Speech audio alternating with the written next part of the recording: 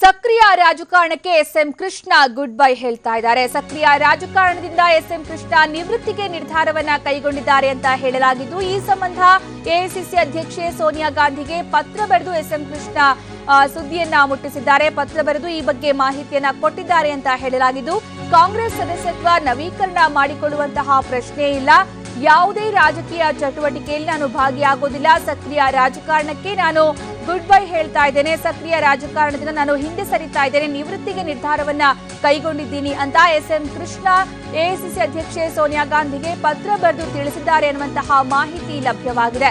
ಇನ್ನು ಕಾಂಗ್ರೆಸ್ ಸದಸ್ಯತ್ವ ನವೀಕರಣ ಮಾಡಿಕೊಳ್ಳುವ ವಿಚಾರದಲ್ಲಿ ಆ ಬಗ್ಗೆ ಪ್ರಶ್ನೆ ಉದ್ಭವ ಆಗೋದಿಲ್ಲ, ಯಾಕಂತಂದ್ರೆ ನಾನು ಸಕ್ರಿಯ ರಾಜಕಾರಣದಲ್ಲಿ ಇನ್ನು ಮುಂದೆ ಇರೋದಿಲ್ಲ, ರಾಜಕಾರಣದಿಂದ ಹಿಂದೆ ಸರಿತಾ ಇದ್ದೇನೆ, ಎಲ್ಲಾ ರಾಜಕೀಯ ಚಟುವಟಿಕೆಗಳಿಂದ ನಾನು ದೂರ ಉಳಿಯೋದಿಕ್ಕೆ ನಿರ್ಧಾರವನ್ನ ಕೈಗೊಂಡಿದ್ದೀನಿ ಅಂತ ಎಸ್ಎಂ ಕೃಷ್ಣ ಎಐಸಿಸಿ ಅಧ್ಯಕ್ಷೆ ಸೋನಿಯಾ ಗಾಂಧಿ ಅವರಿಗೆ ಬರೆದಂತಹ ಪತ್ರದಲ್ಲಿ ತಿಳಿಸಿದ್ದಾರೆ ಅಂತ ಹೇಳಲಾಗಿದೆ. ಇನ್ನು ಕಳೆದ ಹಲವು ದಿನಗಳಿಂದ ಕೂಡ ಎಸ್ಎಂ ಕೃಷ್ಣ ನಿವೃತ್ತಿ ಘೋಷಣೆ ಮಾಡದೆ ಇದ್ರೂ ಕೂಡ ಅವರು ರಾಜಕೀಯ ಚಟುವಟಿಕೆಗಳಿಂದ ಆಲ್ಮೋಸ್ಟ್ ದೂರನೇ ಉಳಿದಿದ್ರು. ಹೆಚ್ಚಿನ ಒಂದು ಆಸಕ್ತಿಯಿಂದ ಅವರು ಭಾಗವಹಿಸ್ತಾ ಇರಲಿಲ್ಲ. ಅದರಲ್ಲೂ ಕೂಡ ಅಧಿಕಾರದಿಂದ ಹಿಂದೆ ಬಂದ ನಂತರ, ಅಂದ್ರೆ ವಿದೇಶಾಂಗ ಇಲಾಖೆಯ ಏನು ಜವಾಬ್ದಾರಿಯನ್ನ ವಹಿಸಿಕೊಂಡಿದ್ರು, ಅದಾದ ನಂತರ ಅದರಿಂದ ವಾಪಸ್ ಬಂದ್ರು. ಆ ಸಂದರ್ಭದ ನಂತರದಿಂದ ಅವರು ರಾಜಕಾರಣದಲ್ಲಿ ಅಷ್ಟೊಂದು ಸಕ್ರಿಯವಾಗಿ ಗುರುತಿಸಿಕೊಂಡಿರಲಿಲ್ಲ. ಈಗ ಎಲ್ಲಾ ರಾಜಕೀಯ ಚಟುವಟಿಕೆಗಳಿಂದ ದೂರ ಉಳಿಯೋದಕ್ಕೆ ನಿರ್ಧಾರವನ್ನ ಕೈಗೊಂಡಿರೋದಾಗಿ ಅಧಿಕೃತವಾಗಿ ಅವರು ಎಐಸಿಸಿ ಅಧ್ಯಕ್ಷೆ ಸೋನಿಯಾ ಗಾಂಧಿಗೆ ಪತ್ರವನ್ನ ಬರೆದಿದ್ದಾರೆ.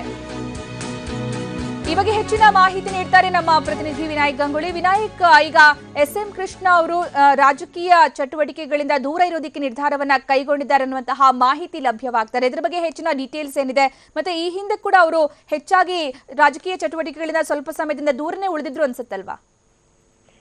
ಸುಕನ್ಯಾ, ಮುಖ್ಯವಾಗಿ ಕರ್ನಾಟಕ ಕೆಪಿಸಿಸಿ ಮಟ್ಟದಲ್ಲಿ ಇರ್ಬೋದು ಅಥವಾ ಯುಪಿಎ ಗವರ್ಮೆಂಟ್ ಲೆಕ್ಕದಲ್ಲಿ ಇರಬಹುದು, ಎಸ್ಎಂ ಕೃಷ್ಣ ಅವರು ಕರ್ನಾಟಕದಲ್ಲಿ ಕಾಂಗ್ರೆಸ್ ಅನ್ನ ಅತಿ ಎತ್ತರಕ್ಕೆ ಬೆಳೆಸಿರ್ತಕ್ಕಂಥ ನಾಯಕರಲ್ಲಿ ಅವರು ಸಹ ಒಬ್ರು. ಕರ್ನಾಟಕದಲ್ಲಿ ಮುಖ್ಯಮಂತ್ರಿ ಆಗಿದ್ದಂತ ಕಾಲದಿಂದಲೂ ಸಹ ಬೆಂಗಳೂರಿನ ಚಹರೆಯನ್ನ ಬದಲಾಯಿಸಿರ್ತಕ್ಕಂಥ ಕೀರ್ತಿ ಇಂದಿಗೂ ಸಹ ಎಸ್ಎಂ ಕೃಷ್ಣ ಅವರಿಗೆ ಸಲ್ಲುತ್ತದೆ.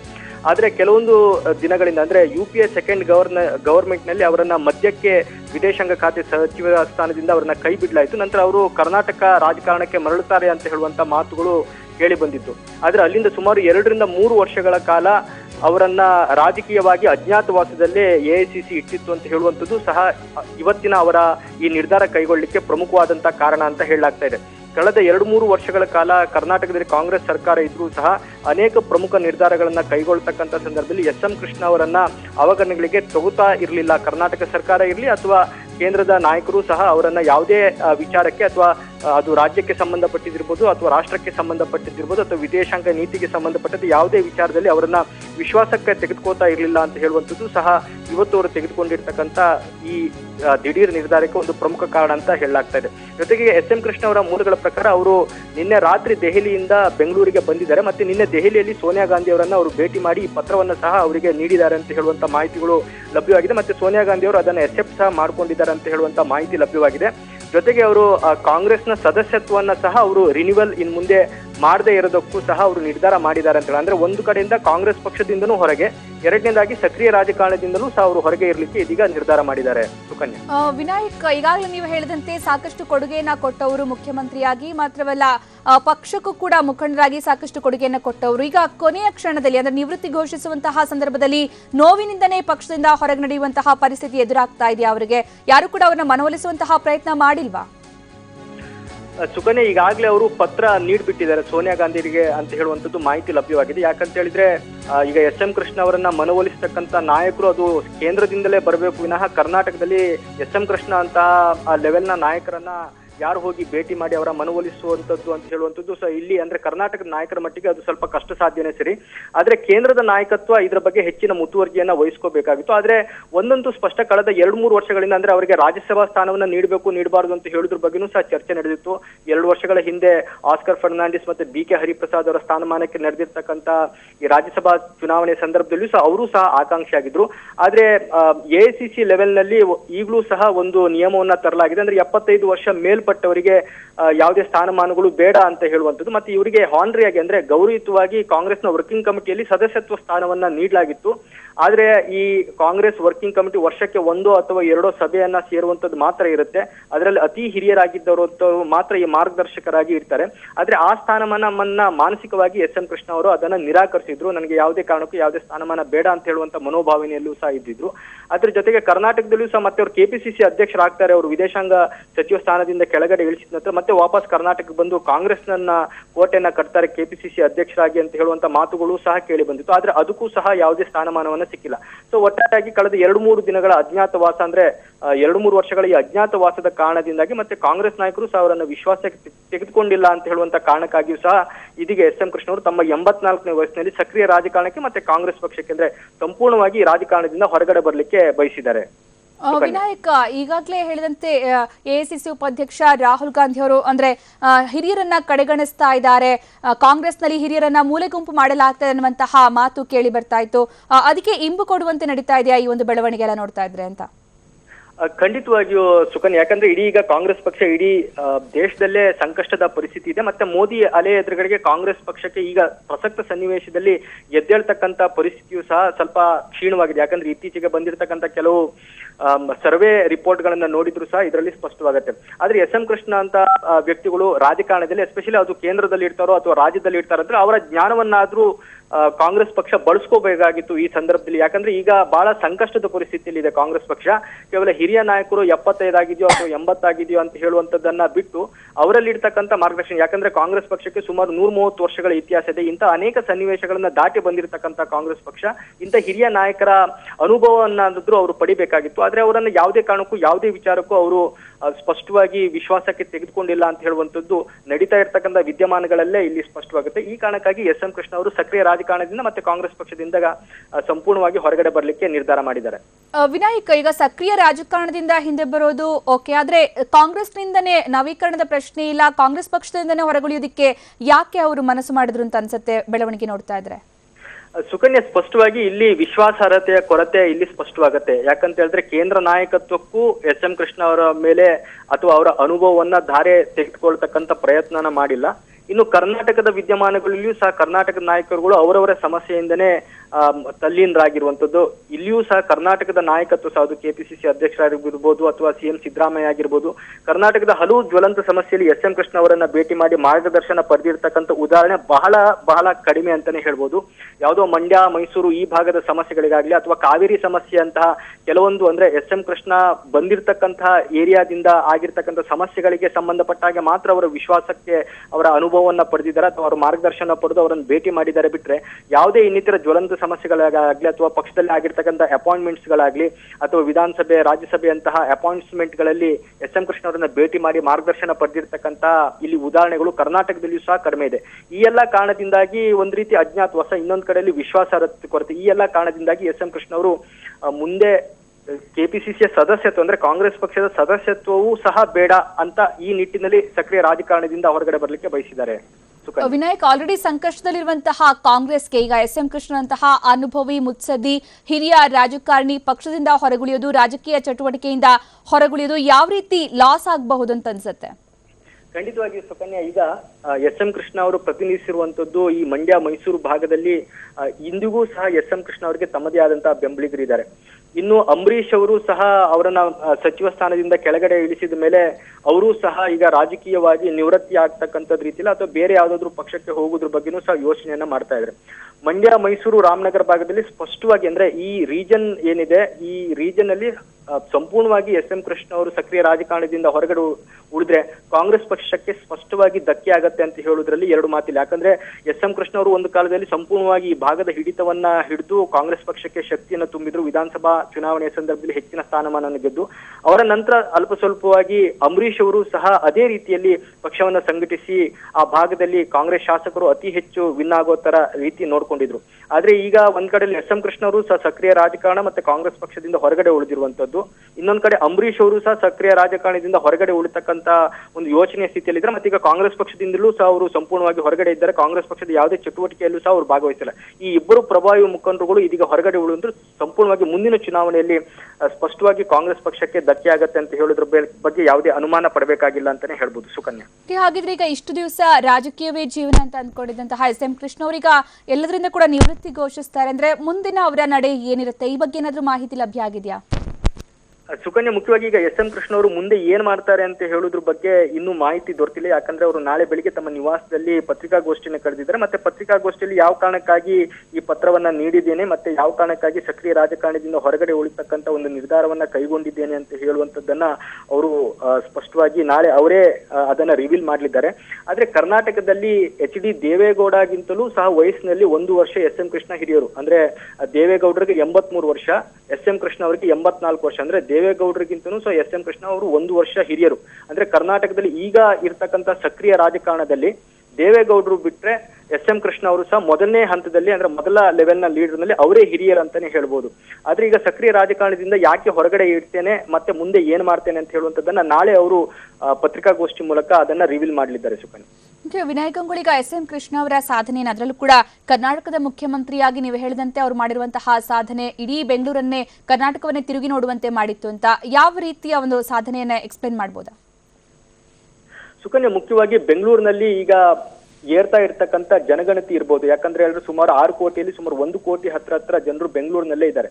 2004 ಏನಿದೆ ಇದು ಬಹಳ ಮುಖ್ಯವಾದಂತ ಪೀರಿಯಡ್ ಆಗಿತ್ತು ಬೆಂಗಳೂರಿನ ಮಟ್ಟಿಗೆ. ಬೆಂಗಳೂರಿನಲ್ಲಿ IT BT ಇಂಡಸ್ಟ್ರೀಸ್ಗಳು ಶುರುವಾಗಿದೆ. ಅದು ಇನ್ಫೋಸಿಸ್ ಇರ್ಬೋದು ಅಥವಾ ವಿಪ್ರೋ ಇರ್ಬೋದು. ಈ ಎಲ್ಲಾ ಕಂಪನಿಗಳಿಗೆ ಇನ್ಫ್ರಾಸ್ಟ್ರಕ್ಚರ್ ಅಂದ್ರೆ ಮೂಲಭೂತ ಸೌಕರ್ಯವನ್ನ ಒದಗಿಸಿ ಕೊಟ್ಟಿರ್ತಕ್ಕಂಥ ಖ್ಯಾತಿ ಎಸ್ ಎಂ ಕೃಷ್ಣ ಅವರಿಗೆ ಸೇರ್ತದೆ. ಸೊ ಅಲ್ಲಿಂದ ಶುರುವಾಗಿರ್ತಕ್ಕಂಥ ಈ ಶಕೆ ಬೆಂಗಳೂರನ್ನ ಒಂದು IT ಹಬ್ ಆಗಿ ಮಾಡೋದ್ರಲ್ಲಿ ಅತ್ಯಂತ ಪ್ರಮುಖ ಪಾತ್ರವನ್ನು ವಹಿಸಿರುವಂತದ್ದು ಅದು ಎಸ್ ಎಂ ಕೃಷ್ಣ. ಅದು ಪಕ್ಷಾತೀತವಾಗಿ ಎಲ್ಲಾ ಸರ್ಕಾರಗಳು, ಅದು ಯಾರೇ ಮುಖ್ಯಮಂತ್ರಿ ಇರಲಿ ಅಥವಾ ಯಾವುದೇ ಪಕ್ಷಗಳಿರಲಿ, ಇದನ್ನ ಈ ಒಂದು ವಿಚಾರದಲ್ಲಿ ಅಂದ್ರೆ ಬೆಂಗಳೂರಿನಲ್ಲಿ IT BT ಕಂಪನಿಗಳು ಮತ್ತೆ IT ಹಬ್ ಆಗಿ ಪರಿಗಣಿಸುವಲ್ಲಿ ಎಸ್ ಎಂ ಕೃಷ್ಣ ಅವರು ಮಾಡಿರ್ತಕ್ಕಂಥ ಈ ಕೈಗಾರಿಕಾ ನೀತಿ ಏನಿದೆ ಇದೇ ಅತ್ಯಂತ ಪ್ರಮುಖ ಅಂತ ಹೇಳುವಂಥದ್ದು ಈಗಲೂ ಸಹ ಅದನ್ನ ಒಪ್ಕೋತಾರೆ. ಎರಡನೇದು, ಬೆಂಗಳೂರು IT ಹಬ್ ಆಗಿ ಸಹ ಮುಂದುವರಿಲಿಕ್ಕೂ ಸಹ ಎಸ್ ಎಂ ಕೃಷ್ಣ ಅವರು ಆಗ ಕೈಗೊಂಡಿರ್ತಕ್ಕಂತಹ ಯೋಜನೆಗಳು ಮತ್ತೆ ಮೂಲಭೂತ ಸೌಕರ್ಯಗಳೇ ಅಂತ ಹೇಳುವಂಥದ್ದು ಇಲ್ಲಿ ಸ್ಪಷ್ಟವಾಗುತ್ತೆ. ಯಾಕಂತ ಹೇಳಿದ್ರೆ ಈಗ ಬೆಂಗಳೂರಿನಲ್ಲಿ ಇರ್ತಕ್ಕಂಥ IT ಪಾರ್ಕ್ಗಳಿರ್ಲಿ ಅಥವಾ IT ಹಬ್ಸ್ಗಳಿರ್ಲಿ ಅಥವಾ ಇಂಡಸ್ಟ್ರೀಸ್ಗಳಿರ್ಲಿ ಇದಕ್ಕೆ ಸ್ಪಷ್ಟವಾದಂತ ಮೂಲಭೂತ ಸೌಕರ್ಯವನ್ನು ಒದಗಿಸಿ ಕೊಟ್ಟಿದ್ದು ಆ ಕಾಲದಲ್ಲಿ. ಅಂದ್ರೆ ಆವಾಗ್ಲೂ ಸಹ ಅದು ಆಂಧ್ರ ಇರ್ಬೋದು, ಗುರ್ಗಾಂವ್ ಇರ್ಬೋದು ಅಥವಾ ಪೂನಾ ಇರ್ಬೋದು, ಹಲವಾರು ಕಡೆಯಲ್ಲಿ ಕಾಂಪಿಟೇಷನ್ ಇದ್ರು. ಆ ಎಲ್ಲ IT ಕಂಪನಿಗಳನ್ನ ಬೆಂಗಳೂರಿಗೆ ತರುವಲ್ಲಿ ಎಸ್ ಎಂ ಕೃಷ್ಣ ಅವರು ಯಶಸ್ವಿಯಾಗಿದ್ರು. ಇನ್ನೊಂದು ಫ್ಲೈಓವರ್ ಕಾನ್ಸೆಪ್ಟ್, ಬಹುಶಃ ಬೆಂಗಳೂರಿನಲ್ಲಿ ಎಸ್ ಎಂ ಕೃಷ್ಣ ಇಲ್ಲದೆ ಇದ್ರೆ ಇಲ್ಲಿನ ವಾಹನ ದಟ್ಟಣೆ ಯಾವ ಪರಿಸ್ಥಿತಿಗೆ ಹೋಗುತ್ತೆ ಅಂತ ಹೇಳುವಂಥದ್ದು ಸಹ ಇಲ್ಲಿ ಮುಖ್ಯವಾಗುತ್ತೆ. ಸೊ ಈ ಕಾರಣಕ್ಕಾಗಿ ಒಂದು ಕೈಗಾರಿಕೆಯ ನಿಟ್ಟಿನಲ್ಲಿ ಮತ್ತೆ ಬೆಂಗಳೂರಿಗೆ ಒಂದು ವಿಶ್ವಾದ್ಯಂತ IT ಹಬ್ ಅನ್ನಂತ ಒಂದು ಹೆಸರು ತರಲಿ ಎಸ್ ಎಂ ಕೃಷ್ಣ ಸರ್ಕಾರದ ಪಾತ್ರನೇ ಮಹನೀಯವಾಗಿತ್ತು ಅಂತಾನೆ ಹೇಳ್ಬೋದು. ಓಕೆ, ಧನ್ಯವಾದ ವಿನಾಯಕ್ ಗಂಗೂಳಿ. ಈಗ ನಮ್ಮ ಜೊತೆ ಮಾತಾಡೋದಕ್ಕೆ ರಾಜಕೀಯ ವಿಶ್ಲೇಷಕರಾಗಿರುವ ಹರೀಶ್ ರಾಮಸ್ವಾಮಿ ಅವರು ಸಂಪರ್ಕದಲ್ಲಿದ್ದಾರೆ. ಹರೀಶ್ ರಾಮಸ್ವಾಮಿ ಅವರು, ಈಗ ಹಿರಿಯ ಮುತ್ಸದ್ದಿ ರಾಜಕಾರಣಿ ಮಾಜಿ ಮುಖ್ಯಮಂತ್ರಿ ಎಸ್ ಎಂ ಕೃಷ್ಣ ಅವರು ರಾಜಕೀಯಕ್ಕೆ ನಿವೃತ್ತಿಯನ್ನ ಘೋಷಿಸ್ತಾ ಇದ್ದಾರೆ. ಅಂದ್ರೆ ಪಕ್ಷದ ಚಟುವಟಿಕೆಯಿಂದ ಕೂಡ ದೂರ ಇರ್ತಾರೆ, ರಾಜಕೀಯ ಚಟುವಟಿಕೆಯಿಂದ ಕೂಡ ದೂರ ಇರ್ತಾರೆ ಅನ್ನುವಂತಹ ವಿಚಾರ. ಈ ಬಗ್ಗೆ ಅವರು ಪತ್ರವನ್ನ ಕೂಡ ಸೋನಿಯಾ ಗಾಂಧಿ ಅವರಿಗೆ ತಲುಪಿಸಿದ್ದಾರೆ. ಇದ್ರ ಬಗ್ಗೆ ತಮ್ಮ ಅಭಿಪ್ರಾಯ? ನನಗೆ ಬಹುಶಃ ಈ ಒಂದು ಸಂದರ್ಭದಲ್ಲಿ ಕೃಷ್ಣ ಅವರು ರಿಸೈನ್ ಮಾಡ್ತಾ ಇರ್ತಕ್ಕಂಥದ್ದು ಕಾಂಗ್ರೆಸ್ಸಿನ ಸಂಕಟದ ಪರಿಸ್ಥಿತಿಗೆ ಇನ್ನೊಂದಿಷ್ಟು ಸಂಕಟ ಸೇರಿದ ಹಾಗೆ. ಯಾಕೆ ಅಂತ ಹೇಳಿದ್ರೆ ಇವತ್ತು ಕಾಂಗ್ರೆಸ್ಸಿನ ಒಂದು ಸ್ಥಿತಿಯಲ್ಲಿ ಇಂಥ ಮುತ್ಸದಿ ರಾಜಕಾರಣಿಗಳ ಬೆಂಬಲ ಇದ್ದಿದ್ರೆ ಬಹುಶಃ ಮತ್ತಷ್ಟು ಕಾಂಗ್ರೆಸ್ ಪಕ್ಷವನ್ನು ಬೆಂಬಲ ಪಡಿಸುವಲ್ಲಿ ಅಥವಾ ಸ್ಟ್ರೆಂಥನ್ ಮಾಡುವಷ್ಟರಲ್ಲಿ ಒಳ್ಳೆ ವಿಚಾರಗಳು, ಆದರ್ಶಗಳನ್ನ ಅವ್ರು ಕೊಡಬಹುದಿತ್ತು. ಆದ್ರೆ ಯಾವ ಕಾರಣಕ್ಕಾಗಿ ಅವರು ರಿಸೈನ್ ಮಾಡ್ತಾ ಇದ್ದಾರೆ ಅನ್ನೋದು ಗೊತ್ತಿಲ್ಲದಿರೋ ಒಂದು ಹಿನ್ನೆಲೆಯಲ್ಲಿ ನನಗಿದು ಕಾಂಗ್ರೆಸ್ ಪಕ್ಷದ ಒಂದು ಮುನ್ನಡೆಯುವ ಹಾದಿಯಲ್ಲಿ ಬಹುಶಃ ಕಾಂಗ್ರೆಸ್ಗೆ ಇಂಥ ಒಂದು ಮುತ್ಸದಿ ರಾಜಕಾರಣಿ ಮಿಸ್ ಆಗ್ತಾರೆ, ಬಹುಶಃ ಅವರ ಒಂದು ಗೈಡೆನ್ಸ್ ಸಿಗದೆ ಹೋಗುತ್ತೆ ಅನ್ನುವಂತ ಒಂದು ಭಯ ಇದೆ ನನಗೆ. ಆ ರೀತಿಯಾಗಿ ನನಗದ್ ಅನ್ಸುತ್ತೆ. ಓಕೆ, ಅಂದ್ರೆ ಇವರನ್ನ, ಇಂತಹ ಅನುಭವಿ ರಾಜಕಾರಣಿಯನ್ನ, ಹಿರಿಯ ರಾಜಕಾರಣಿಯನ್ನ ಕಾಂಗ್ರೆಸ್ ಸರಿಯಾಗಿ ನಡೆಸಿಕೊಳ್ಳಿಲ್ಲ ಅಂತ ಅನ್ನಿಸ್ತಾ ಇದೆಯಾ? ಇಲ್ಲ, ಹಾಗೇನು ಅನ್ನಿಸ್ತಾ ಇಲ್ಲ. ಆದ್ರೆ ಕಾಂಗ್ರೆಸ್ಸಿನ ಒಂದು ಈ ಒಂದು ಸಂದರ್ಭದಲ್ಲಿ ಒಳ್ಳೆ ಒಂದು ನಿರ್ದೇಶನ ಕೊಡುವಂತ ಒಂದು ಮುತ್ಸದಿ ರಾಜಕಾರಣಿಯ ಬೆಂಬಲ ಬೇಕಾಗಿತ್ತು ಕಾಂಗ್ರೆಸ್. ಅದು ಮಿಸ್ ಆಗ್ತಾ ಇದೆ ಅಂತ ನನ್ಗೆ ಅನಿಸ್ತಾ ಇದೆ. ಓಕೆ, ಅದ್ರ ಜೊತೆಗೆ ಈ ಹಿಂದೆ ಕಳೆದ 2-3 ವರ್ಷಗಳಿಂದ ಕೂಡ ಅವರು ನಡೆಸಿಕೊಂಡಿರುವಂತಹ ರೀತಿ ಅಂದ್ರೆ ಕೇಂದ್ರ ವಿದೇಶಾಂಗ ಇಲಾಖೆಯ ಮಂತ್ರಿಯಾಗಿದ್ರು, ಅಲ್ಲಿಂದ ಅರ್ಧದಿಂದ UPA ಸರ್ಕಾರ ಅವ್ರನ್ನ ಕೈ ಬಿಟ್ಟಿತ್ತು. ಅದಾದ ನಂತರ ರಾಜ್ಯ ರಾಜಕಾರಣಕ್ಕೆ ಬರ್ತಾರೆ ಅಂತ ಹೇಳಲಾಗಿತ್ತು. ಆದ್ರೆ ಇಲ್ಲೂ ಕೂಡ ಅವರಿಗೆ ಸರಿಯಾದ ಒಂದು ಗೌರವ ಆಗ್ಲಿ ಅಂದ್ರೆ ಸರಿಯಾದ ಒಂದು ಸ್ಥಾನ ಆಗ್ಲಿ ಸಿಕ್ಕಿಲ್ಲ. ಹೀಗಾಗಿ ಇದೆಲ್ಲದರಿಂದ ಅವರು ನೊಂದಿರಬಹುದು ಅಂತ ಅನ್ಸತ್ತಾ ಅಂತ? ಇಲ್ಲ, ನನಗೆ ಆ ರೀತಿ ಏನ್ ಅನ್ಸಿಲ್ಲ. ಯಾಕಂದ್ರೆ ಕೃಷ್ಣ ಅವರು ಬಹಳ ಕ್ಲಿಯರ್ ಆಗಿದ್ರು ಮತ್ತು ಕೃಷ್ಣ ಹಾಗೂ ಕಾಂಗ್ರೆಸ್ಸಿನ ಸೋನಿಯಾ ಗಾಂಧೀಜಿ ಅವರ ಜೊತೆನ ಸಂಬಂಧ ಬಹಳ ಚೆನ್ನಾಗಿತ್ತು. ಹಾಗಾಗಿ ಆ ರೀತಿಯಾದಂತ ಸೈಡ್ ಎಫೆಕ್ಟ್ಸ್ ಯಾವ್ದು ಇಲ್ಲ ಅಂತ ನನಗನ್ಸುತ್ತೆ. ಅಂದ್ರೆ ಪಕ್ಷದ ಚಟುವಟಿಕೆಯಿಂದ ಕೂಡ ದೂರ ಇರೋದಕ್ಕೆ ಯಾಕೆ ನಿರ್ಧಾರ ಮಾಡಿರಬಹುದು ಅಂತ? ಬಹುಶಃ ಅವರ ಏಜ್ ಫ್ಯಾಕ್ಟರ್ ಇರಬಹುದು ಅಂತ ನನಗನ್ಸುತ್ತೆ. ಮತ್ತು ಇತ್ತೀಚಿನ ದಿನದ ರಾಜಕಾರಣದಲ್ಲಿ ಸಾಕಷ್ಟು ಒಂದು ಆದರ್ಶಗಳನ್ನ ಇಟ್ಕೊಂಡು ಬೆಳೆದಂತ ಈ ರಾಜಕಾರಣಿಗಳಿಗೆ ಬಹಳ ಕಷ್ಟ ಆಗ್ತಾ ಇದೆ. ಇದು ಕೃಷ್ಣ ಅವರೊಬ್ಬರಿಗೆ ಅಲ್ಲ, ಬಹಳಷ್ಟು ಜನಕ್ಕೆ ಆಗ್ತಾ ಇದೆ. ಇತ್ತೀಚೆಗೆ ನೀವು ಆದ್ವಾನಿ ಅವರು ಕೂಡ ಅದೇ ಮಾತನ್ನ ಕೇಳಿರಬಹುದು. ಪಾರ್ಲಿಮೆಂಟ್ ನಡೀದೇ ಇದ್ದಾಗ ನಾನು ಯಾತಕಾರು ಒಂದು ಅಧಿಕಾರದಲ್ಲಿದ್ದೇನೋ, ಪಾರ್ಲಿಮೆಂಟ್ ಅಲ್ಲಿ ದೂರ ಸರಿಬೇಕು ಅನ್ನುವಂತ ಮಾತುಗಳು. ಬಹುಶಃ ಇದು ಬದಲಾವಣೆಯ ಕೆಲವು ಸೂಚಕಗಳು. ಆ ಒಂದು ಹಿನ್ನೆಲೆಯಲ್ಲಿ ನಾವು ಇದನ್ನ ಗಮನಿಸಬೇಕೇ ಹೊರತು ಕಾಂಗ್ರೆಸ್ನಿಂದ ಕೃಷ್ಣ ಅವರಿಗೆ ಏನು ಆಗಿದೆ ಎನ್ನುವಂತ ಅಪವಾದದ ಮಾತನ್ನ ನಾನೇನು ಒಪ್ಲಾರೆ. ಅಂದ್ರೆ ಇದು ಕಾಂಗ್ರೆಸ್ನ ಮಟ್ಟಿಗೆ ಒಳ್ಳೆಯ ಬೆಳವಣಿಗೆ ಅಂತೂ ಅಲ್ಲ ಅಂತ ಹೇಳ್ತೀರಾ ತಾವು? ಕಾಂಗ್ರೆಸ್ಗೆ ನನ್ನ ದೃಷ್ಟಿಯಲ್ಲಿ ಇಂತಹ ಶಕ್ತಿಗಳು ಬೇಕಿತ್ತು. ಎಲ್ಲ ದೂರ ಸರಿತಾ ಇರ್ತಕ್ಕಂಥದ್ದು ನನಗೆ ಯಾಕೋ ಸರಿ ಅನ್ನಿಸ್ತಾ ಇಲ್ಲ. ಓಕೆ, AICC ಅಧ್ಯಕ್ಷರವ್ರನ್ನ ನೀವು ಹೇಳಿದ್ರಿ ಬಾಂಧವ್ಯ ಚೆನ್ನಾಗಿದೆ ಅಂತ. ಹಾಗಿದ್ದಾಗ ಪಕ್ಷದಲ್ಲಾದ್ರೂ ಉಳಿಸ್ಕೊಳ್ಬಹುದಿತ್ತಲ್ಲ, ಅಂದ್ರೆ ಅಕ್ಸೆಪ್ಟ್ ಮಾಡದೇ ಇರುವಂತಹ ಒಂದು ಚಾನ್ಸ್ ಕೂಡ ತಗೋಬಹುದಿತ್ತಲ್ವಾ ಅಂತ? ಅಲ್ಲಿ ಈಗ ಅವರು ಅಕ್ಸೆಪ್ಟ್ ಮಾಡಿದ್ದಾರೆ ಅಂತ ಎಲ್ಲೂ ಬಂದಿಲ್ಲ. ಅವರು ರೆಸಿಗ್ನೇಷನ್ ಕೊಟ್ಟಿದ್ದಾರೆ ಅಂತ ಅಷ್ಟೇ ಆಗಿದೆ. ಅದರಿಂದ ನೋಡಬಹುದು, ಇನ್ನು ವೇಟ್ ಮಾಡಿ ನೋಡ್ಬೇಕಾಗ್ತದೆ ಏನಾಗಿದೆ. ಈ SM ಕೃಷ್ಣ ಅವರು ಸಾಕಷ್ಟು ಅನುಭವಿಗಳು, ಮುತ್ಸದ್ದಿಗಳು, ಕರ್ನಾಟಕದ ಬದಲಾವಣೆಗೆ ಅವರ ಕೊಡುಗೆ ಅಪಾರ ಅಂತ ಹೇಳ್ತಾರೆ. ಸೊ ತಾವು ಕಂಡಂತೆ SM ಕೃಷ್ಣ ಅವರ ಒಂದು ಸಾಧನೆಯ ಬಗ್ಗೆ? SM ಕೃಷ್ಣ ಅವರ ಸಾಧನೆ ಬಗ್ಗೆ ಒಂದು 4 ಮಾತಿನಲ್ಲಿ ಹೇಳೋದಾದ್ರೆ, SM ಕೃಷ್ಣ ಒಂದು ರಾಜಕಾರಣದಲ್ಲಿ ಒಂದು ಐಡಿಯಲ್ ಸೃಷ್ಟಿಯನ್ನು ಮಾಡಿದಂತ ವ್ಯಕ್ತಿ. ಇವರು ಒಬ್ಬ ಪಾರ್ಲಿಮೆಂಟೇರಿಯನ್ ಆಗಿದ್ದಾಗಲೂ ಕೂಡ ಇವರ ಬಗ್ಗೆ ಮಿಸಸ್ ಇಂದಿರಾ ಗಾಂಧಿ ಅವರ ಕಾಲದಲ್ಲೂ ಕೂಡ ಇವರು ಒಬ್ಬ ಪಾರ್ಟಿಸಿಪೇಟ್ ಮಾಡ್ತಾರೆ ಅಂತ ಹೇಳಿದ್ರೆ ಗಮನ ಕೊಡಬೇಕಾಗಿ ಅವರ ಮಾತುಗಳನ್ನು ಕೇಳಬೇಕಾದಂತ ಒಂದು ವ್ಯಕ್ತಿತ್ವವನ್ನು ಹೊಂದಿದ್ದವರು.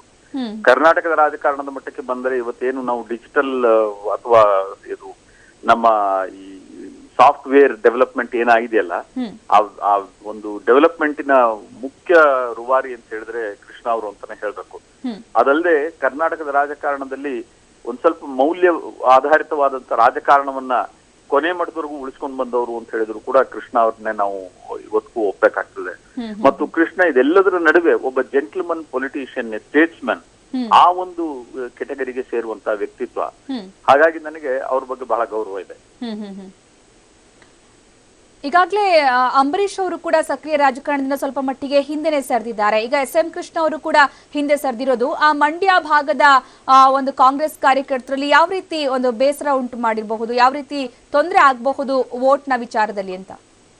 ನನಗೆ ಕೃಷ್ಣ ಅವ್ರನ್ನ ನಾನು ಮಂಡ್ಯಕ್ಕೆ ಸೀಮಿತ ಮಾಡಿ ನೋಡ್ಲಿಕ್ಕೆ ತಯಾರಿಲ್ಲ. Krishna is for the country. ಏನೋ ಕೃಷ್ಣ ಅವರ ಪರ್ಸನಾಲಿಟಿಯೇ ಬೇರೆ, ಅವರ ಆಲೋಚನೆಗಳೇ ಬೇರೆ, ಅವರ ಒಂದು ಪಾಲಿಟಿಕ್ಸಿನ ಒಂದು ನಡೆಸಿಕೊಳ್ಳುವ ರೀತಿಯೇ ಬೇರೆ ಇತ್ತು. ಹಾಗಾಗಿ ಕೃಷ್ಣ ಅವರನ್ನ ನಾವು ಕೇವಲ ಮಂಡ್ಯಕ್ಕೆ ಸೀಮಿತ ಮಾಡಿ ನೋಡಿದ್ರೆ ಕರ್ನಾಟಕದ ಒಳ್ಳೆ ಒಂದು ಉತ್ತಮ ರಾಜಕಾರಣಿಯನ್ನ ನಾವು ಬಹಳ ಸಂಕುಚಿತವಾಗಿ ನೋಡ್ದಂಗೆ ನನಗನ್ಸುತ್ತೆ. ಅಲ್ಲ, ಮಂಡ್ಯ ಭಾಗದಲ್ಲಿ ಅಂದ್ರೆ ಅವರ ಬೆಂಬಲಿಗರು ಹೆಚ್ಚಿನ ಸಂಖ್ಯೆಯಲ್ಲಿದ್ದಾರೆ. ಆಮೇಲೆ ಮಂಡ್ಯಕ್ಕೆ ಅವರ ಕೊಡುಗೆ ಕೂಡ ಅಪಾರ. ಆಮೇಲೆ ಮಂಡ್ಯ ಭಾಗದಲ್ಲಿ ಅಂಬರೀಶ್ ಮತ್ತೆ ಕೃಷ್ಣ ಅವರನ್ನ ಕಾಂಗ್ರೆಸ್ ಕಾರ್ಯಕರ್ತರು ತುಂಬಾ ಮೆಚ್ಚುಗೆಯಿಂದ ನೋಡ್ತಾರೆ. ಹೌದು, ಇವತ್ತಿಗೂ ನೋಡ್ತಾರೆ, ಅದರಲ್ಲಿ ಏನು ಅನುಮಾನನಿಲ್ಲ. ಹರೀಶ್ ರಾಮಸ್ವಾಮಿ ಅವರೇ, ಧನ್ಯವಾದ ನಮ್ಮ ಜೊತೆ ಇಷ್ಟೊತ್ತು ಮಾತಾಡಿದಕ್ಕಾಗಿ. ರಾಜಕೀಯ ವಿಶ್ಲೇಷಕ ಹರೀಶ್ ರಾಮಸ್ವಾಮಿ ಅವರು TV9 ಜೊತೆ ಮಾತನಾಡಿರೋದು. ಏನಂದ್ರೆ SM ಕೃಷ್ಣ ಅವರ ಈ ಒಂದು ನಿರ್ಧಾರ ಏನಿದೆ ಕಾಂಗ್ರೆಸ್ ಪಕ್ಷಕ್ಕೆ ಸ್ವಲ್ಪ ಸಂಕಷ್ಟ ತರಬಹುದು. ಅದು ಬಿಟ್ರೆ ಕಾಂಗ್ರೆಸ್ ಪಕ್ಷ ಅವರನ್ನ ಕೆಟ್ಟದಾಗಿ ನಡೆಸಿಕೊಂಡಿಲ್ಲ, ಆ ರೀತಿಯ ಅಪವಾದ ಬೇಡ. SM ಕೃಷ್ಣ ಅವರು ಕಾಂಗ್ರೆಸ್ಗೆ ಹಾಗೆ ರಾಜ್ಯಕ್ಕೆ ಸಾಕಷ್ಟು ಕೊಡುಗೆಯನ್ನ ಕೊಟ್ಟಿದ್ದಾರೆ. ಒಳ್ಳೆಯ ರಾಜಕಾರಣಿ, ಸಾಕಷ್ಟು ಮೌಲ್ಯಗಳನ್ನ ಹೊಂದಿದ್ದಂತಹ ರಾಜಕಾರಣಿ. ಆದ್ರೆ ಈ ಒಂದು ಜನರೇಷನ್ ವಾರ್ ಅನ್ನೋದೇನಿದೆ, ಜನರೇಷನ್ ವೈರುಧ್ಯ ಅನ್ನೋ ಏನಿದೆ ಅದು ಬಹುಶಃ ಇಲ್ಲೂ ಕೂಡ ಆಗಿರಬಹುದು. ಅಂದ್ರೆ ಅವರ ಒಂದು ಆದರ್ಶಗಳು, ಅವರ ಒಂದು ಮೌಲ್ಯಗಳು, ಆ ಒಂದು ಜನರೇಷನ್ ಇದ್ದಂತಹ ರಾಜಕೀಯ ಮೌಲ್ಯಗಳು, ತತ್ವಗಳು, ಆದರ್ಶಗಳು ಈಗ ಅಪ್ಲೈ ಆಗೋದಿಕ್ಕೆ ಕಷ್ಟ ಆಗಿ ಆ ಒಂದು ಸಂಘರ್ಷದಲ್ಲೂ ಕೂಡ ಅವರು ಹಿಂದೆ ಸರಿದಿರಬಹುದು ಅನ್ನುವಂತಹ ಮಾತನ್ನ ಹೇಳಿದ್ದಾರೆ. ಇನ್ನು SM ಕೃಷ್ಣ ಎಐಸಿಸಿ ಅಧ್ಯಕ್ಷೆ ಸೋನಿಯಾ ಗಾಂಧಿ ಅವರ ಜೊತೆಗೆ ಉತ್ತಮ ಒಡನಾಟವನ್ನು ಹೊಂದಿದ್ದವರು. ಹೀಗಾಗಿ ಅವರನ್ನ ಕೆಟ್ಟದಾಗಿ ನಡೆಸಿಕೊಳ್ಳುವಂತಹ ಪ್ರಶ್ನೆ ಇಲ್ಲ. ಅವರೇ ಸ್ವಇಚ್ಛೆಯಿಂದ ಬಹುಶಃ 84 ವರ್ಷ ವಯಸ್ಸಿನ ಎಸ್ ಎಂ ಕೃಷ್ಣ ಅವರಿಗೆ ವಯಸ್ಸು ಕೂಡ ಒಂದು ಕಾರಣ ಇರಬಹುದು ಇನ್ನು ಮುಂದೆ ರಾಜಕಾರಣದಲ್ಲಿ ಮುಂದುವರಿಯುವುದಕ್ಕೆ ಅನ್ನುವಂತಹ ಮಾತನ್ನ ಕೂಡ ಹೇಳಿದ್ದಾರೆ. ಒಟ್ಟಾರೆ ಎಸ್ ಎಂ ಕೃಷ್ಣ ಅವರ ಈ ಒಂದು ದಿಢೀರ್ ನಿವೃತ್ತಿ ವಿಚಾರ ಏನಿದೆ ಇದು ಕಾಂಗ್ರೆಸ್ ಕಾರ್ಯಕರ್ತರಲ್ಲಿ ಅವರ ಬೆಂಬಲಿಗರಲ್ಲಿ ಸಾಕಷ್ಟು ಅಚ್ಚರಿಯನ್ನ ಉಂಟು ಮಾಡಿದೆ, ಹಾಗೆ ಬೇಸರವನ್ನ ಕೂಡ ಉಂಟು ಮಾಡಿದೆ ಅಂತ ಹೇಳಲಾಗ್ತದೆ. ಯಾಕಂತಂದ್ರೆ ಎಸ್ ಎಂ ಕೃಷ್ಣರಂತಹ ಹಿರಿಯರು ಮುತ್ಸದ್ದಿಗಳು ರಾಜಕೀಯಕ್ಕೆ ಬಂದಿಲ್ಲ ಅಂತಂದ್ರೂ ಕೂಡ ಪಕ್ಷದಲ್ಲೇ ಇದ್ದುಕೊಂಡು ಸಲಹೆ ಸೂಚನೆಗಳನ್ನ ಕೊಡುವ ಮಟ್ಟಿಗೆ ಇರಬೇಕು. ಎಸ್ ಎಂ ಕೃಷ್ಣ ಅವರ ಆದರ್ಶಗಳನ್ನ ಪಾಲಿಸಿಕೊಂಡು ಹೋಗುವಂತಹ ಕಾರ್ಯಕರ್ತರಿಗೆ ಅಥವಾ ಮುಖಂಡರಿಗೆ ಅವರು ಸಲಹೆಯನ್ನ ಕೊಡುವಂತಹ ನಿಟ್ಟಿನಲ್ಲಿ ಪಕ್ಷದಲ್ಲಿ ಸಕ್ರಿಯವಾಗಿ ಮುಂದುವರಿಬೇಕು ಅನ್ನುವಂತಹ ಬೇಡಿಕೆ ಕೂಡ ಅವರ ಬೆಂಬಲಿಗರದ್ದು. ಆದರೆ ಎಸ್ ಎಂ ಕೃಷ್ಣ ಅವರು ಈ ರೀತಿ ನಿವೃತ್ತಿಯನ್ನ ಘೋಷಿಸೋದಕ್ಕೆ ನಿಜವಾದ ಕಾರಣ ಏನು ಅನ್ನೋದನ್ನ ಸ್ವತಃ ನಾಳೆ ಅವರು ಸುದ್ದಿಗೋಷ್ಠಿಯಲ್ಲಿ ಬಹಿರಂಗಪಡಿಸಲಿದ್ದಾರೆ. ಒಂದು ಮೂಲಗಳ ಪ್ರಕಾರ ಎಐಸಿಸಿ ಅಧ್ಯಕ್ಷೆ ಸೋನಿಯಾ ಗಾಂಧಿ ಅವರು ಎಸ್ ಎಂ ಕೃಷ್ಣ ಅವರು ಕೊಟ್ಟಂತಹ ಈ ಒಂದು ಪತ್ರವನ್ನ ಅಕ್ಸೆಪ್ಟ್ ಮಾಡಿದ್ದಾರೆ ಅಂತ ಕೂಡ ಹೇಳಲಾಗ್ತದೆ, ಸ್ವೀಕರಿಸಿದ್ದಾರೆ ಅಂತ. ಆದ್ರೆ ಏನಕ್ಕೂ ಕೂಡ ಎಸ್ ಎಂ ಕೃಷ್ಣ ಅವರು ನಾಳೆ ಅಧಿಕೃತವಾಗಿ ಈ ಬಗ್ಗೆ ಮಾಹಿತಿಯನ್ನ ಕೊಡಲಿದ್ದಾರೆ. ಇನ್ನು ಕರ್ನಾಟಕದ ಮುಖ್ಯಮಂತ್ರಿಯಾಗಿ ಎಸ್ ಎಂ ಕೃಷ್ಣ ಅವರ ಸಾಧನೆ ಅಪಾರ. ಈಗಾಗಲೇ ಹೇಳಿದಂತೆ ಐಟಿ ಬಿಟಿ ಕ್ಷೇತ್ರದಲ್ಲಿ ಬೆಂಗಳೂರನ್ನ ವಿಶ್ವ ತಿರುಗಿ ನೋಡುವಂತೆ ಮಾಡಿದಂತಹ ಕೀರ್ತಿ ಎಸ್ ಎಂ ಕೃಷ್ಣ ಅವರಿಗೆ ಸಲ್ಲತ್ತೆ. ಮಾಹಿತಿ ತಂತ್ರಜ್ಞಾನ ಕ್ಷೇತ್ರದಲ್ಲಿ ಕ್ರಾಂತಿಕಾರಕ ಬದಲಾವಣೆಯನ್ನೇ ತಂದವರು ಎಸ್ ಎಂ ಕೃಷ್ಣ ಅವರು.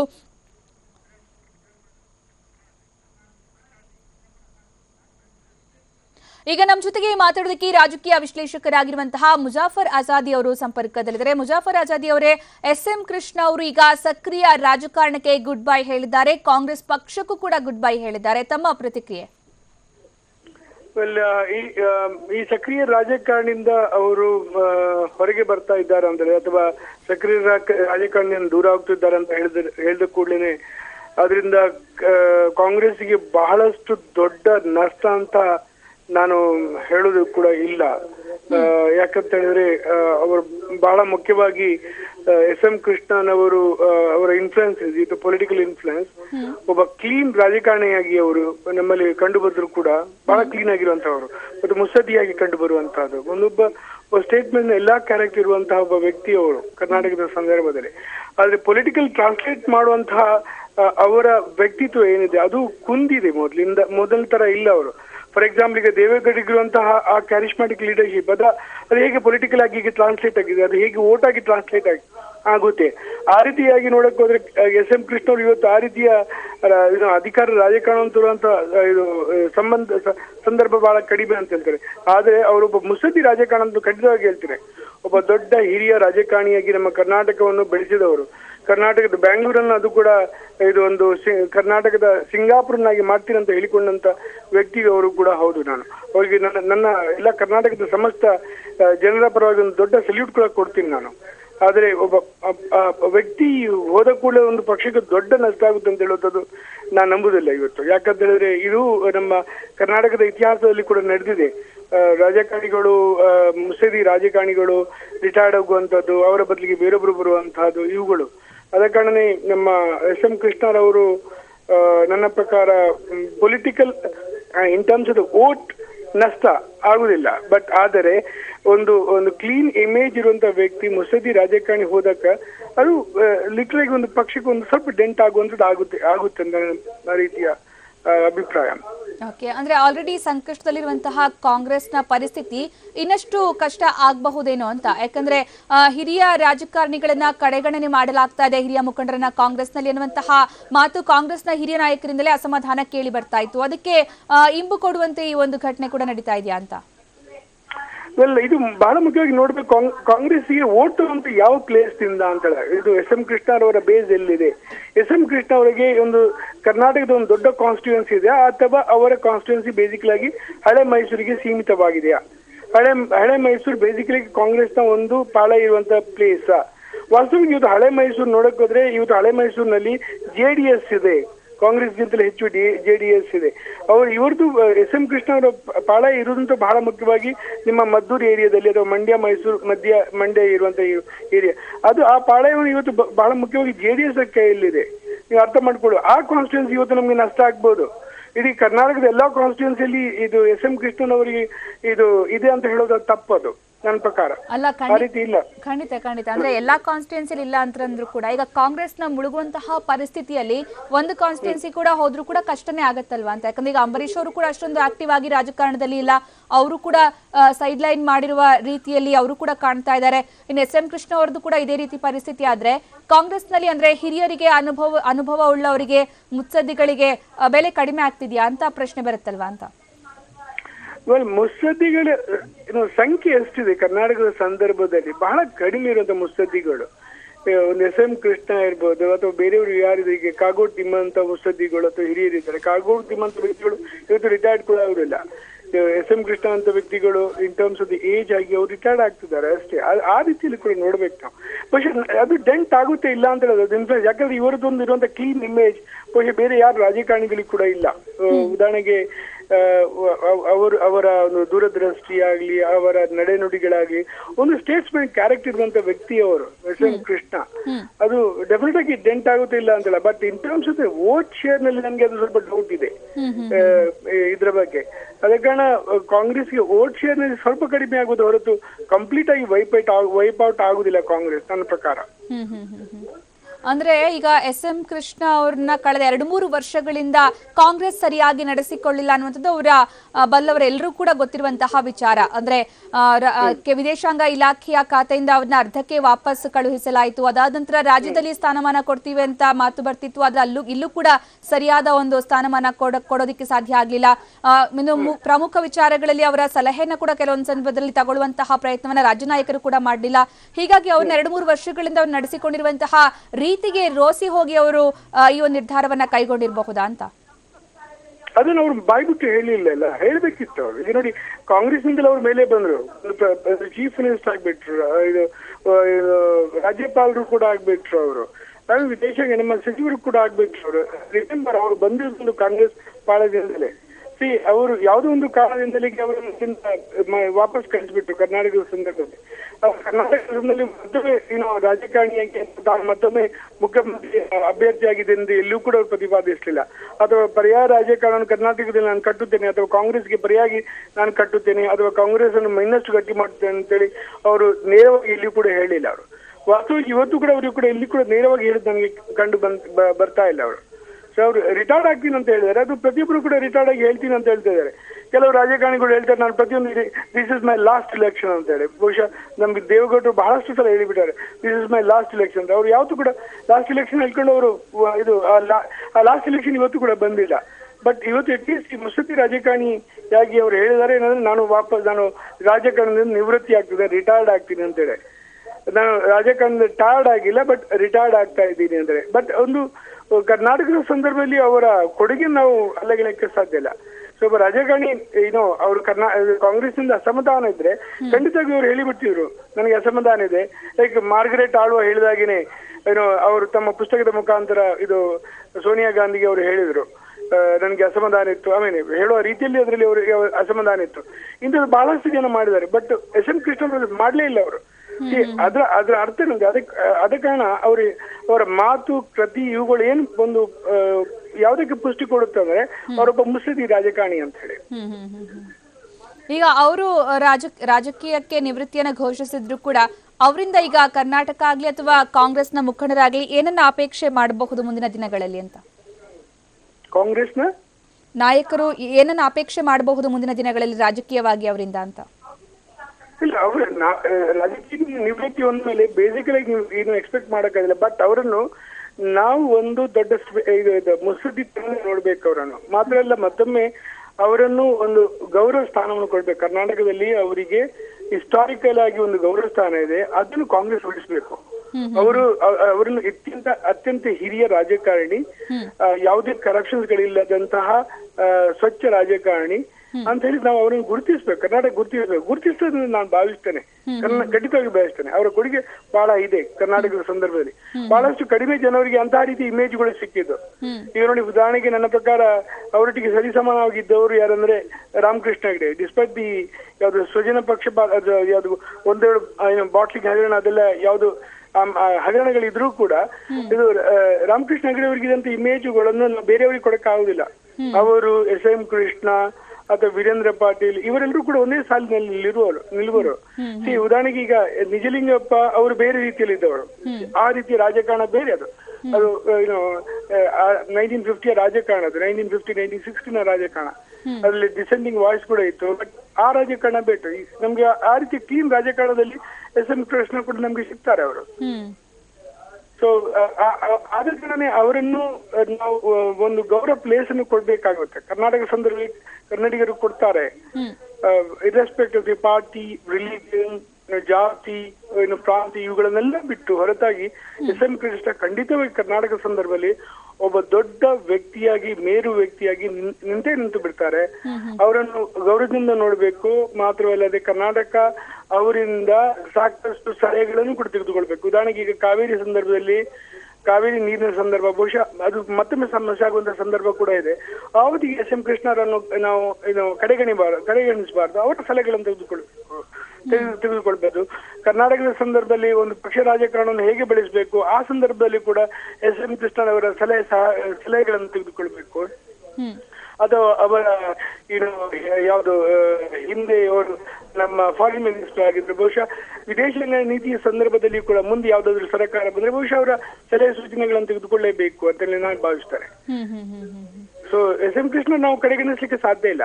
ಅವರ ಹಿಸ್ಟಾರಿಕಲ್ ಕಾಂಟ್ರಿಬ್ಯೂಷನ್ ನಾವು ಖಂಡಿತವಾಗಿ ನನ್ನ ಪ್ರಕಾರ ಕಡೆಗಣಿಸಲಿಕ್ಕೆ ಸಾಧ್ಯ ಇಲ್ಲ. ಅವರಿಗೆ ಒಂದು ನಿರ್ದಿಷ್ಟವಾದಂತಹ ಒಂದು ಭೌತಿಕ ವಲಯದಲ್ಲಿ, ಒಂದು ರಾಜಕಾರಣದಲ್ಲಿ ಮತ್ತು ಮಾತ್ರವಲ್ಲದೆ ಒಂದು ಸಾಮಾಜಿಕ ನೆಲೆಯಲ್ಲಿ ಅವರಿಗೊಂದು ಸ್ಥಾನವನ್ನು ನಾವು ಕೊಡ್ಲೇಬೇಕು ಅವರಿಗೆ. ಅಂದ್ರೆ 84 ವರ್ಷ ವಯಸ್ಸಿಗೆ ಅವರಿಗೆ, ಹೀಗಾಗಿ ಒಂದು ವಯಸ್ಸಿನ ಕಾರಣ ಕೂಡ ಇರಬಹುದು ಇದೆಲ್ಲ ನಿವೃತ್ತಿ ಹೊಂದೋದಿಕ್ಕೆ ಅಂತ ಅನ್ನಿಸ್ತಾ ಇದೆ. ಇರ್ಬೋದು. ಈಗ ನೋಡಿ, ಈಗ ಬಿಜೆಪಿಯಲ್ಲಿ ಒಂದು ಅನ್ರಿಟನ್ ಇದಿದೆ, ಪ್ರಿನ್ಸಿಪಲ್ ಇದೆ. 75 ವರ್ಷ ಆದ ಕೂಡಲೇ ನೀವು ರಿಟೈರ್ಡ್ ಆಗ್ಬೇಕಂತೆ. ಗುಜರಾತ್ನ ಮುಖ್ಯಮಂತ್ರಿ ಆನಂದಿಬೇನ್ ಹೇಗೆ ರಿಟೈರ್ಡ್ ಆದ್ರು, ಆ ರೀತಿ ಉಳಿದವರೆಲ್ಲ ರಿಟೈರ್ಡ್ ಆಗ್ತಾರೆ. ಬಟ್ ಅಲ್ಲಿ ಆದ್ರೂ ಕೂಡ ಅದನ್ನು ಪಾಲಿಸಲಿಲ್ಲ. ಈಗ ಉದಾಹರಣೆಗೆ ಅವರು ನೇಮಿಸಿದಂತಹ ರಾಜ್ಯಪಾಲರುಗಳನ್ನು ನೋಡಿ, ಅವರೆಲ್ಲರೂ ಕೂಡ 75-80 ಈ ಪ್ರಾಯದವರು. ಬಹುಶಃ ರಾಜಕಾರಣಿಗಳಿಗೂ ಕೂಡ ಇದು ಏನು ಒಂದು ಸಂಕೇತ ಕೊಡುತ್ತದೆ, ರಾಜಕಾರಣಿಗಳು ಕೂಡ ನಿವೃತ್ತಿ ಹೊಂದಬೇಕೆಂದು. ಅವರು ಒಂದು ಪ್ರಾಯ ಆದ್ಮೇಲೆ, ಒಂದು ಹಂತಕ್ಕೆ ಬಂದ್ಮೇಲೆ ಸ್ವಯಂ ನಿವೃತ್ತಿಯನ್ನು ಘೋಷಿಸಬೇಕು. ಅವರು ಜೀವನ ಪೂರ್ತಿ ರಾಜಕಾರಣಿ ಇರ್ಬೇಕಾಗಿಲ್ಲ. ನಮ್ಮ ರಾಜಕಾರಣದಲ್ಲಿ ಅವರು ಕೂಡ ನಿವೃತ್ತಿಯನ್ನು ಘೋಷಿಸಬೇಕು. ಅದಕ್ಕೆ ಬಹುಶಃ ನಮ್ಮ ಎಸ್.ಎಂ. ಕೃಷ್ಣನವರು ಒಂದು ದಾರಿ ಮಾಡಿಕೊಟ್ಟಿದ್ದಾರೆ, ಉಳಿದವರಿಗೆ ಕೂಡ ಅವಕಾಶ ಮಾಡಿಕೊಟ್ಟಿದ್ದಾರೆ. ಇದನ್ನು ಹೇಳುವಾಗ ನಂಗೆ ನೆನಪಾಯಿತು, ಯಾರು ಚೈನಾದಲ್ಲಿ ಒಮ್ಮೆ ಬಂದಿತ್ತು, ಸ್ಟೇಟ್ಮೆಂಟ್ ಬಂದಿತ್ತು. ಏನಂದ್ರೆ ರಾಜಕಾರಣದಲ್ಲಿ ಚೈನಾದ ರಾಜಕಾರಣಿಗಳು ಅತ್ಯಂತ ಯುವಕರು ಅಂತೇಳಿ, ಆ ಯುವಕರೆಲ್ಲ ಪ್ರಾಯ ನೋಡಕ್ಕೊಟ್ರೆ ಎಲ್ಲಾ ಕೂಡ 70-80 ವರ್ಷ ಅಂತೇಳಿ. ಕರ್ನಾಟಕ ಸಂದರ್ಭ ಆ ರೀತಿ ನೋಡಕ್ ಆಗುದಿಲ್ಲ. ಅವರಿಗೆ ಯುವಕರಲ್ಲ, ಮಾನಸಿಕವಾಗಿ ಅವರು, ದೈಹಿಕವಾಗಿ ಅವರು ಪ್ರಾಯ ಆಗಿದೆ ಅವರಿಗೆ. ಎಸ್.ಎಂ. ಕೃಷ್ಣನ್ ಅವರಿಗೆ ಚೈತನ್ಯ ಇದೆ, ಫಿಸಿಕಲ್ ಆಗಿ ಚೈತನ್ಯ ಇದೆ. ಇವತ್ತು ಕೂಡ ಗಟ್ಟಿಯಾಗಿದ್ದಾರೆ, ಭಾಗವಹಿಸ್ತಾರೆ, ಎಲ್ಲಾ ಕಾರ್ಯಕ್ರಮಗಳಲ್ಲಿ ಕೂಡ ಬರ್ತಾರೆ, ನೋಡ್ತಾ ಇದೀವಿ ನಾವು.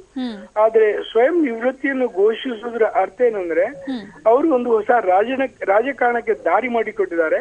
ಈ ರಾಜಕಾರಣವನ್ನು ಕೂಡ ಎಲ್ರೂ ಕೂಡ ಒಪ್ಪಬೇಕು. ಅತ್ಯಂತ ಹಿರಿಯರು ಯಾರಿದ್ದಾರೆ, ನಮ್ಮ ದೇವೇಗೌಡರಂತ ವ್ಯಕ್ತಿಗಳು ಕೂಡ ಈ ರೀತಿ ಸ್ವಯಂ ನಿವೃತ್ತಿಯನ್ನು ಘೋಷಿಸಬೇಕು ಎಂಬುದರ ಬಗ್ಗೆ ಇವರು ಒಂದು ಹಿಂಟ್ ಕೊಡ್ತಾ ಇದ್ದಾರೆ. That's A good trend. Karnataka ಸಂದರ್ಭದಲ್ಲಿ ಆ ರೀತಿ ಒಂದು ಟ್ರೆಂಡ್ ಬೇಕು.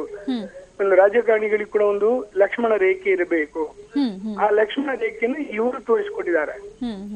83 ನಂತರ ದಯವಿಟ್ಟು ನೀವೆಲ್ಲರೂ ಕೂಡ ರಿಟೈರ್ಡ್ ಆಗಿ ದಾರಿ ಮಾಡಿಕೊಳ್ಳಿ.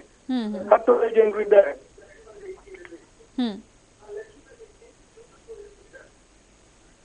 ಓಕೆ, ಧನ್ಯವಾದ ಮುಜಾಫರ್ ಅಸಾದಿ ಅವರೇ ನಮ್ಮ ಜೊತೆಗೆ ಇಷ್ಟೊತ್ತು ಮಾತಾಡಿದಕ್ಕಾಗಿ. ಇದು ರಾಜಕೀಯ ವಿಶ್ಲೇಷಕ ಮುಜಾಫರ್ ಅಸಾದಿ ಅವರ ಅಭಿಪ್ರಾಯ. ಏನಂದ್ರೆ ಇದರಿಂದ ಕಾಂಗ್ರೆಸ್ಗೆ ಸಣ್ಣ ಮಟ್ಟದ ನಷ್ಟ ಆಗಬಹುದು, ಆದರೆ ಇದರಿಂದಾಗಿ ತುಂಬಾ ನಷ್ಟ ಆಗುತ್ತೆ ಅನ್ನುವಂತಹ ವಿಚಾರ ಏನಿಲ್ಲ. ಯಾಕಂದ್ರೆ ಇದು ಒಂದು ರೀತಿಯ ಒಳ್ಳೆಯ ಸಂಪ್ರದಾಯ. 80ರ ನಂತರ ರಾಜಕಾರಣಕ್ಕೆ ಗುಡ್ ಬೈ ಹೇಳುವಂತಹ ವಿಚಾರಕ್ಕೆ ಎಸ್.ಎಂ. ಕೃಷ್ಣ ಅವರು ನಾಂದಿ ಹಾಡಿದ್ದಾರೆ. ಇದನ್ನ ಎಲ್ಲ ರಾಜಕಾರಣಿಗಳು ಕೂಡ ವಯಸ್ಸಾದ ನಂತರ ಅನುಸರಿಸಿದ್ರೆ ರಾಜಕೀಯದಲ್ಲಿ ಇನ್ನೊಂದು ಬದಲಾವಣೆ ಆಗಬಹುದು ಆಗಬಹುದು ಅನ್ನುವಂಥದ್ದು ಅವರ ಒಂದು ಅಭಿಪ್ರಾಯ. ಏನಂತಂದ್ರೆ SM ಕೃಷ್ಣ ಅವರು ವಯಸ್ಸಿನ ಕಾರಣದಿಂದ ಕೂಡ ನಿವೃತ್ತಿಯನ್ನು ಘೋಷಿಸಿರಬಹುದು. ಅದು ಬಿಟ್ಟರೆ ಅವರು ಸಾಕಷ್ಟು ಸಾಧನೆಗಳನ್ನ ಮಾಡಿದ್ದಾರೆ. ಮೌಲ್ಯ ಉಳ್ಳಂತಹ ಕ್ಲೀನ್ ಇಮೇಜ್ ಉಳ್ಳಂತಹ ಸಜ್ಜನ ರಾಜಕಾರಣಿ. ಇಂತಹ ಇಮೇಜ್ ಇರುವಂತಹ ಮುತ್ಸದ್ದಿಗಳು, ಹಿರಿಯ ನಾಯಕರು, ಮುಖಂಡರು ಕರ್ನಾಟಕಕ್ಕೆ ಯಾವತ್ತೂ ಕೂಡ ಸಲಹೆ ಸೂಚನೆಗಳನ್ನ ಕೊಡ್ತಾ ಇರಬೇಕಾಗತ್ತೆ. ಅವರಿಗೆ ಒಳ್ಳೆಯ ಒಂದು ಸ್ಥಾನಮಾನವನ್ನ ಕೊಡಬೇಕು. ಹಿಸ್ಟಾರಿಕಲಿ ಅವರ ಒಂದು ಸಾಧನೆಯನ್ನ ಎಲ್ಲರೂ ಕೂಡ ಬಣ್ಣಿಸುವಂತೆ ಆಗಬೇಕು. ಆ ರೀತಿಯ ಒಂದು ಕೆಲಸವನ್ನ ಕಾಂಗ್ರೆಸ್ ಮಾಡಬೇಕು ಅಂತ ಅವರು ಅಭಿಪ್ರಾಯ ಪಟ್ಟಿದ್ದಾರೆ. ಇನ್ನು ಕಾಂಗ್ರೆಸ್ ಪಕ್ಷಕ್ಕೆ ಮತ್ತೆ ಎಲ್ಲ ರಾಜಕೀಯ ಚಟುವಟಿಕೆಗಳಿಗೆ ನಿವೃತ್ತಿಯನ್ನ ಈಗ ಘೋಷಿಸಿದ್ದಾರೆ. SM ಕೃಷ್ಣ ನಿವೃತ್ತಿಯನ್ನ ಘೋಷಿಸಿ AICC ಅಧ್ಯಕ್ಷೆ ಸೋನಿಯಾ ಗಾಂಧಿ ಅವರಿಗೆ ಪತ್ರವನ್ನ ಬರೆದಿದ್ದಾರೆ. ಸಕ್ರಿಯ ರಾಜಕಾರಣಕ್ಕೆ SM ಕೃಷ್ಣ ಗುಡ್ ಬೈ ಹೇಳ್ತಾ ಇದ್ದಾರೆ. ಸಕ್ರಿಯ ರಾಜಕಾರಣದಿಂದ SM ಕೃಷ್ಣ ನಿವೃತ್ತಿಗೆ ನಿರ್ಧಾರವನ್ನ ಕೈಗೊಂಡಿದ್ದು, ಈ ಬಗ್ಗೆ ನಾಳೆ ಅವರು ಸುದ್ದಿಗೋಷ್ಠಿಯನ್ನು ನಡೆಸಿ ಈ ಬಗ್ಗೆ ತಮ್ಮ ನಿರ್ಧಾರವನ್ನ ಅಧಿಕೃತವಾಗಿ ಪ್ರಕಟ ಕೂಡ ಮಾಡಿದ್ದಾರೆ. ಹಾಗೆ ನಿವೃತ್ತಿಗೆ ಕಾರಣ ಏನು ಅನ್ನೋದನ್ನ ಕೂಡ ಬಹುಶಃ ಅವರು ನಾಳೆ ತಿಳಿಸುವಂತಹ ಸಾಧ್ಯತೆ ಇದೆ. ಹಾಗಾಗಿ ಕಾಂಗ್ರೆಸ್ ಸದಸ್ಯತ್ವ ನವೀಕರಣ ಮಾಡಿಕೊಳ್ಳುವಂತಹ ಪ್ರಶ್ನೆಯೇ ಇಲ್ಲ. ಯಾವುದೇ ರಾಜಕೀಯ ಚಟುವಟಿಕೆಯಲ್ಲಿ ನಾನು ಭಾಗಿಯಾಗೋದಿಲ್ಲ, ಯಾವ ರಾಜಕೀಯ ಪಕ್ಷದ ಜೊತೆಗೂ ಕೂಡ ನಾನು ಗುರುತಿಸಿಕೊಳ್ಳೋದಿಲ್ಲ ಅಂತ SM ಕೃಷ್ಣ ಅವರು AICC ಅಧ್ಯಕ್ಷೆ ಸೋನಿಯಾ ಗಾಂಧಿ ಅವರಿಗೆ ಬರೆದಂತಹ ಪತ್ರದಲ್ಲಿ ತಿಳಿಸಿದ್ದಾರೆ ಅಂತ ಹೇಳಲಾಗಿದೆ.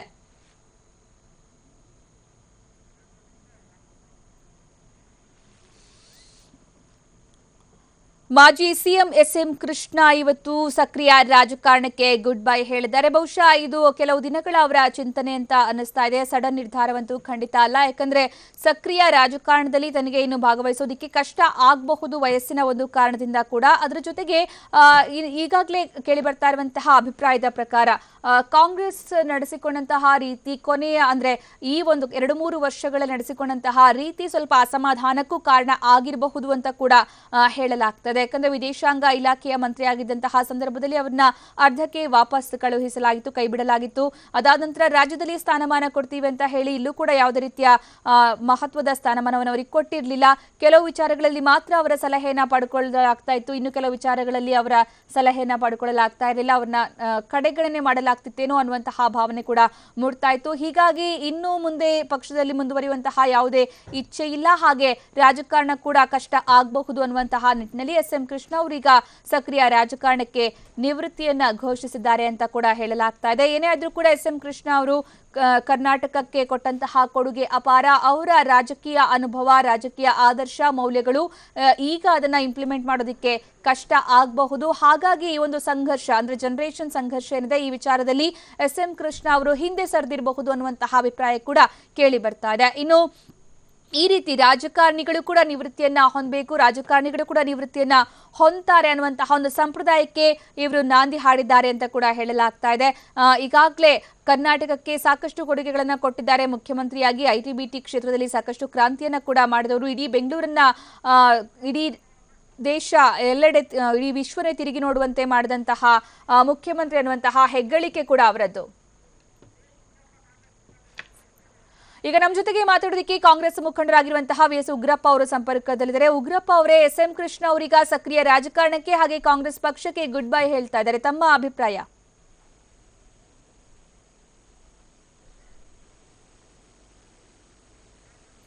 ಉಗ್ರಪ್ಪ ಅವರೇ, ನನ್ನ ಧ್ವನಿ ಕೇಳಿಸ್ತಾ ಇದೆಯಾ ತಮಗೆ? ಈಗ ನಾನು ಅದನ್ನೇ ಹೇಳ್ತಾ ಇದ್ದೆ, ಅವರು ನಮ್ಮ ರಾಜ್ಯ ಕಂಡಂತ ಅತ್ಯಂತ ಪ್ರಬುದ್ಧ ರಾಜಕಾರಣಿ, ಹಿರಿಯ ರಾಜಕಾರಣಿ, ಪ್ರಾಮಾಣಿಕ ರಾಜಕಾರಣಿ, ಎಲ್ಲವೂ ಸಹ ಅವರ ಓಕೆ. ಉಗ್ರಪ್ಪ ಅವರು ಮಾತನಾಡ್ತಾ ಇದ್ರು, ಸಂಪರ್ಕ ಕಡಿತಗೊಂಡಿದೆ. ಖಂಡಿತ ಅವ್ರ ಜೊತೆ ಮತ್ತೆ ಮಾತಾಡೋಣ. ಈಗ SM ಕೃಷ್ಣ ಅವರು ಸಕ್ರಿಯ ರಾಜಕಾರಣಕ್ಕೆ ಗುಡ್ ಬೈ ಹೇಳಿರುವಂತಹ ವಿಚಾರಕ್ಕೆ ಸಂಬಂಧಪಟ್ಟಂತೆ ರಾಜಕೀಯ ವಿಶ್ಲೇಷಕರು ಕೂಡ TV9 ಜೊತೆ ಮಾತನಾಡಿದ್ರು. ಒಬ್ರು ಇದು ಕಾಂಗ್ರೆಸ್ ಪಕ್ಷಕ್ಕೆ ನಿಜವಾದ ಸಂಕಷ್ಟ, ಅಂದ್ರೆ ಇಂತಹ ಹಿರಿಯ ಅನುಭವಿಗಳು ರಾಜಕಾರಣದಿಂದ ಹಿಂದೆ ಸರಿದಿರೋದು, ಕಾಂಗ್ರೆಸ್ ಪಕ್ಷದಿಂದ ಹಿಂದೆ ಸರಿದಿರೋದು ಕಾಂಗ್ರೆಸ್ಗೆ ಸಂಕಷ್ಟ ಅಂತಂದ್ರೆ, ಇನ್ನು ಕೆಲವರು ಇದು ಕಾಂಗ್ರೆಸ್ಗೆ ಅಂತ ದೊಡ್ಡ ಡ್ಯಾಮೇಜ್ ಏನು ಆಗೋದಿಲ್ಲ, ಯಾಕಂದ್ರೆ ಹಿರಿಯರು ಮುತ್ಸದ್ದಿಗಳು ರಾಜಕಾರಣದಿಂದ ಹಿಂದೆ ಸರಿಯುವಂಥದ್ದು ಸಾಮಾನ್ಯ ಅನ್ನುವಂತಹ ಅಭಿಪ್ರಾಯವನ್ನ ವ್ಯಕ್ತಪಡಿಸಿದ್ದಾರೆ.